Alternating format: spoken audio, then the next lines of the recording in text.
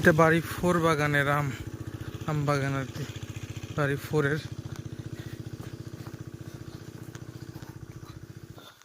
এটা ওনার নিচেরই বাগান।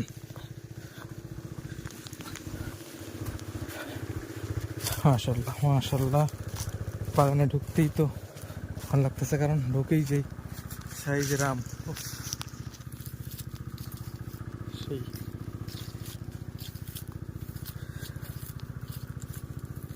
অনেক সুন্দর আম, এগুলো সব বাড়ি 4। ভাই, আপনার বাগানের এই আমগুলো তো সেই অনেক সুন্দর সাইজ, পরিষ্কার। এগুলো পরিষ্কার করছেন তাই না? মাশাআল্লাহ।